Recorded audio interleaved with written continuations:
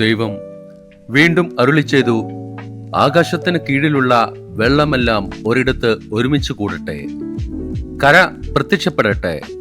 അങ്ങനെ സംഭവിച്ചു. കരയ്ക്ക് ഭൂമി എന്നും ഒരുമിച്ച് കൂടിയ ജലത്തിന് കടലെന്നും ദൈവം പേരിട്ടു. അത് നല്ലതെന്ന് അവിടുന്ന് കണ്ടു.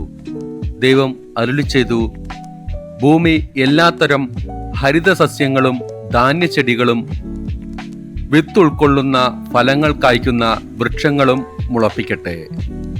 അങ്ങനെ സംഭവിച്ചു. ഭൂമി എല്ലാത്തരം ഹരിത സസ്യങ്ങളും ധാന്യച്ചെടികളും വിത്തുള്ള ഫലങ്ങളോടുകൂടിയ വൃക്ഷങ്ങളും മുളപ്പിച്ചു. അവ നല്ലതെന്ന് ദൈവം കണ്ടു. സന്ധ്യയായി പ്രഭാതമായി മൂന്നാം ദിവസം.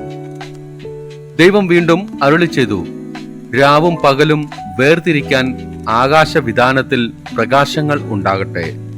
അവ ഋതുക്കളും ദിനങ്ങളും വർഷങ്ങളും കുറിക്കുന്ന അടയാളങ്ങളായിരിക്കട്ടെ. ഭൂമിയിൽ പ്രകാശം ചൊരിയാൻ വേണ്ടി അവ ആകാശവിധാനത്തിൽ ദീപങ്ങളായി നിൽക്കട്ടെ. അങ്ങനെ സംഭവിച്ചു.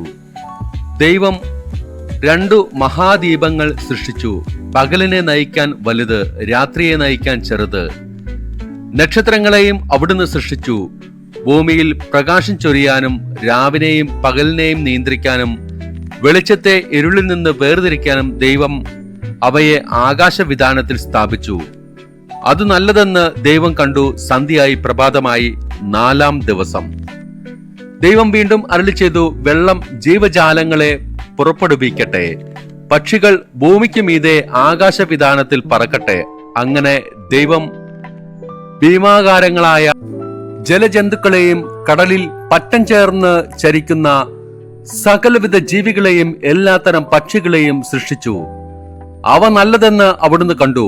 ദൈവം അവയെ ഇങ്ങനെ അനുഗ്രഹിച്ചു, സമൃദ്ധമായി പെരുകി കടലിൽ നിറയുവിൻ, പക്ഷികൾ ഭൂമിയിൽ പെരുകട്ടെ. സന്ധ്യയായി പ്രഭാതമായി 5-ാം ദിവസം.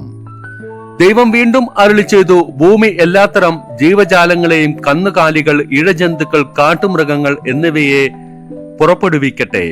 അങ്ങനെ സംഭവിച്ചു. അങ്ങനെ ദൈവം എല്ലാ ഇനം കാട്ടുമൃഗങ്ങളെയും കന്നുകാലികളെയും ഇഴജന്തുക്കളെയും സൃഷ്ടിച്ചു. അവ നല്ലതെന്ന് അവിടുന്ന് കണ്ടു. ദൈവം വീണ്ടും അരുളിച്ചെയ്തു, നമുക്ക് നമ്മുടെ ഛായയിലും സാദൃശ്യത്തിലും മനുഷ്യനെ സൃഷ്ടിക്കാം.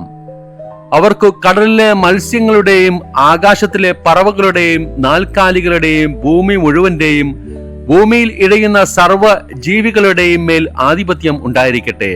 അങ്ങനെ ദൈവം തന്റെ ഛായയിൽ മനുഷ്യനെ സൃഷ്ടിച്ചു. ദൈവത്തിന്റെ ഛായയിൽ അവിടുന്ന് അവനെ സൃഷ്ടിച്ചു. സ്ത്രീയും പുരുഷനുമായി അവരെ സൃഷ്ടിച്ചു. ദൈവം അവരെ ഇങ്ങനെ അനുഗ്രഹിച്ചു, സന്താന പുഷ്ടിയുള്ളവരായി പെരുകുവിൻ, ഭൂമിയിൽ നിറഞ്ഞ് അതിനെ കീഴടക്കുവിൻ, കടലിലെ മത്സ്യങ്ങളുടെയും ആകാശത്തിലെ പറവകളുടെയും ഭൂമിയിൽ ചരിക്കുന്ന സകല ജീവികളുടെയും മേൽ നിങ്ങൾക്ക് ആധിപത്യം ഉണ്ടായിരിക്കട്ടെ. ദൈവം അരുളിച്ചെയ്തു, ഭൂമുഖത്തുള്ള ധാന്യം വിളയുന്ന എല്ലാ ചെടികളും വിത്തുൾക്കൊള്ളുന്ന പഴങ്ങൾ കായ്ക്കുന്ന എല്ലാ വൃക്ഷങ്ങളും ഞാൻ നിങ്ങൾക്ക് ഭക്ഷണത്തിനായി തരുന്നു. ഭൂമിയിലെ മൃഗങ്ങൾക്കും ആകാശത്തിലെ എല്ലാ പറവകൾക്കും ഇഴജന്തുക്കൾക്കും ജീവശ്വാസമുള്ള സകലതിനും ആഹാരമായി ഹരിത സസ്യങ്ങൾ ഞാൻ നൽകിയിരിക്കുന്നു. അങ്ങനെ സംഭവിച്ചു. താൻ സൃഷ്ടിച്ചതെല്ലാം വളരെ നന്നായിരിക്കുന്നുവെന്ന് ദൈവം കണ്ടു. സന്ധ്യയായി പ്രഭാതമായി 6-ാം ദിവസം.